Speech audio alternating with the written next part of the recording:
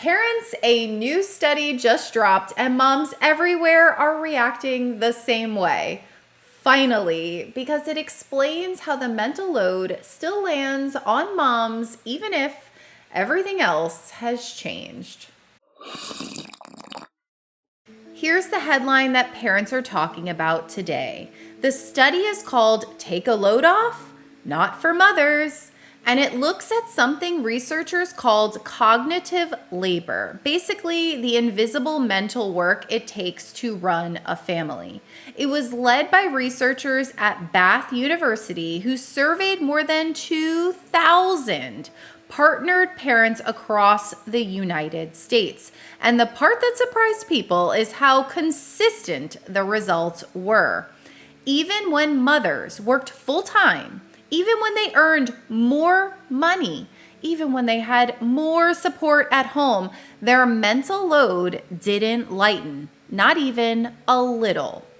The physical chores, they shift back and forth, but the thinking work, the planning, remembering, anticipating, scheduling, keeping track of all of the tiny needs, they stayed with moms almost every time. And the researchers even named this pattern. They call it gendered cognitive stickiness. In plain language, it just means that the mental load keeps sticking to moms even as everything else in the household changes. Moms aren't just doing a lot, they're holding a lot, and that is the part that nobody sees until it becomes too heavy.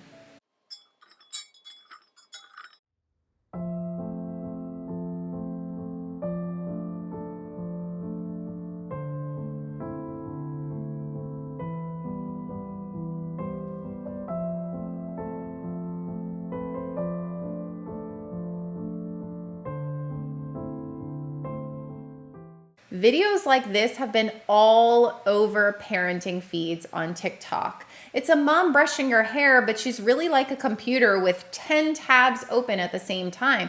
She may be doing that one thing and that looks like what she's doing, but really there is so much going on underneath the surface. I noticed that you're collapsing, so I'm just here to make that worse. So I went ahead and made all the messes in the house louder. How often are the kids flossing? Did you remember to remind them that they need to remember that they need to be flossing? Did you make everyone's doctor's appointments yet, or are you still running for worst mom of the year? No judgment, I was just wondering.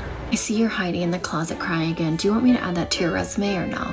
You didn't fill out those 16 school forms? They were due yesterday. Wow, dirty kid socks on your counter again. Classy.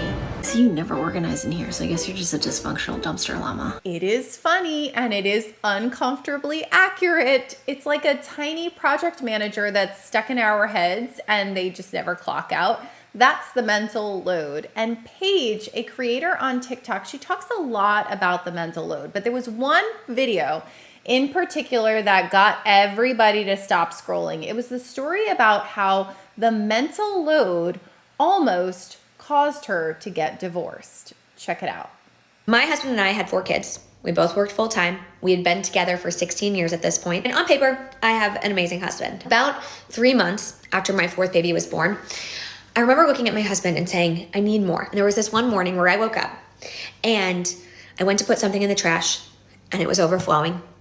And I went to get my son's water bottle and it was in the dishwasher with all the other clean dishes. And he doesn't see how every single thing in our home happens because I ask him to do it, or because I do it myself, or because I planned and organized it. And so I share this story because I don't think I'm alone in this experience. And I want people to know that there's hope and that if you have a willing and able partner, you can change this. You can absolutely change this dynamic. I think her honesty hit so many parents because it was about finally having a language for what so many parents have been feeling when they are the primary caregiver. All of this lines up with what the researchers found when they looked deeper into the data. The cognitive load, it never ends. You could be sitting on the couch, technically resting, and still running tomorrow's schedule through your mind. And when one person carries that mental load, it can lead to exhaustion, irritability, and that feeling of always being on. Because if you're not on, then something is going to be missed. Now, there is hope. When we name the mental load and we share it, not with defensiveness, not with shame, with clarity, it could get better. Your tiny reset for today is simple. Think of one thing that has been heavy on your mental load and talk to somebody about it. If you want to share it in the comments, I'll be in there. Tomorrow we will be back with something a little bit lighter. So I'll see you in the morning. Bye.